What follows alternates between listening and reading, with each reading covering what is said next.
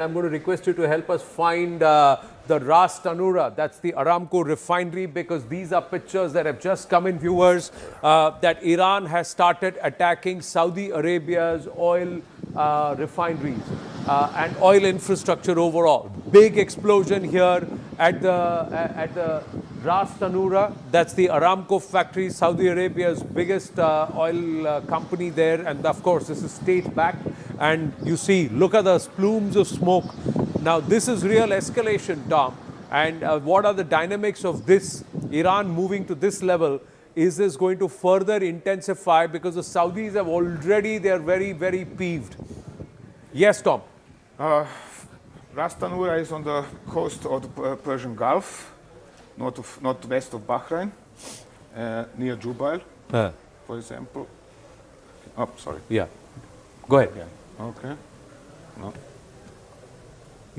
So that the viewers can see it better. Okay, sorry, now it's here. And well, obviously, once again, the Iranians haven't had it very hard to strike the place, because it is something like perhaps 100 kilometers away from their coast. Yeah, now Jubail is coming here. Okay, sorry, I don't know why we have a problem with this map all the time, but that is not a problem. Yeah, so we can serve it. Yeah, so that's Bushehr, and from Bushehr, Al Jubail is not so far away, and that's it. And Ras Tanura was here somewhere. Yeah. So what does this mean?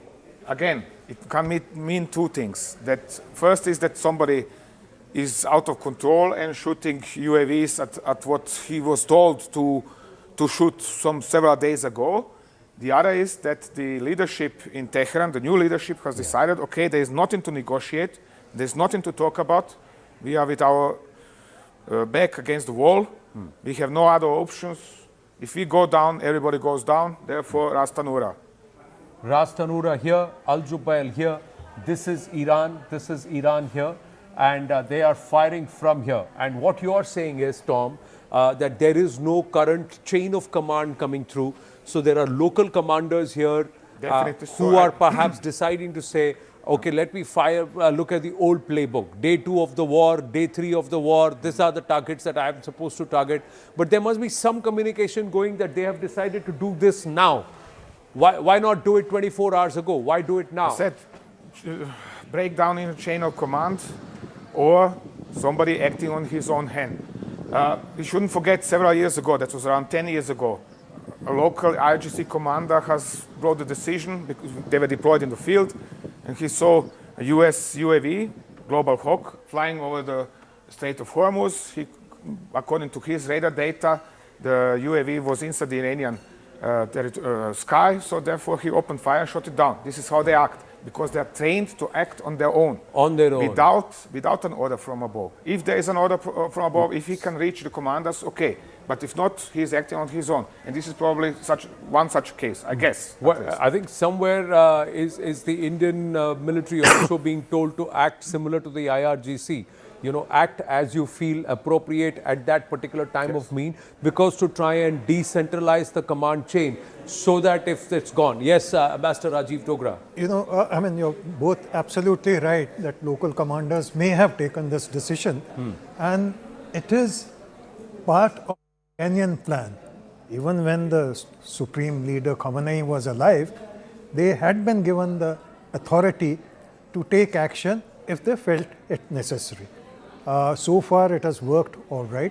But as far as attack on Saudi Arabia is concerned, I am not exactly sure whether part of it is owned by the Americans. But even if it is not, the fact is that Saudi Arabia had openly been instigating Trump to start attacking Iran. Yeah. So this is the message from Iran. They did not do it in the first 2 days, but they've done it now. Yeah, this is Saudi. Yeah. And the message is quite clear that, you know, you cannot be working against us and hope to remain unscathed, hope to remain unchallenged.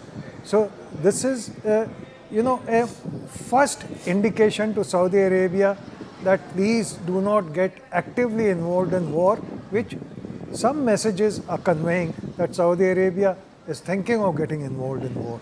So Iran, the other point, sorry to digress a little, the other point which I wish to make is that compare the regime change threats by Trump to what actually happened in other countries. In Iraq, everyone folded up.